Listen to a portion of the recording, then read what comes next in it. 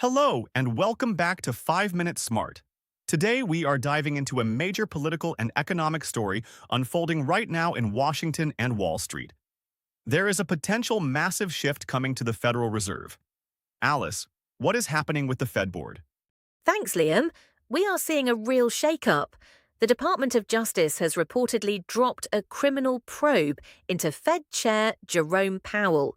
But the bigger news is that Kevin Warsh is gaining very strong Republican support to be nominated to the Federal Reserve Board. This is a huge deal for the direction of United States monetary policy. Kevin Warsh is a name that has been around the Fed before, right? Give us a quick refresher on who he is and why his return is making waves. Exactly. Kevin Warsh was the youngest ever Federal Reserve governor when he joined in 2006. He played a key role during the 2008 financial crisis. He left in 2011 and has been at the Hoover Institution at Stanford.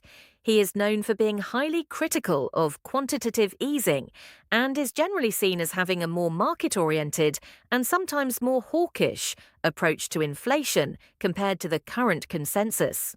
So, right now, markets are obsessed with the quote-unquote higher for longer narrative regarding interest rates. How does a Kevin Warsh nomination play into that? It reinforces it significantly. If Warsh joins the board, he brings a very skeptical view of aggressive rate cuts. He has consistently argued that the Fed needs to be more disciplined.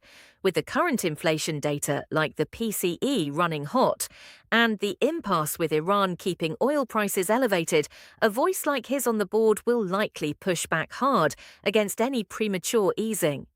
The probability of a rate cut by December has already dropped to around 50%. That is fascinating.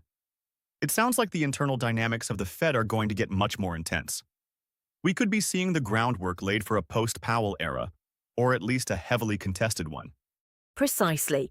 It is not just about the numbers anymore, it is about the philosophy of the central bank. Warsh believes the Fed should focus on structural issues rather than trying to micromanage the business cycle.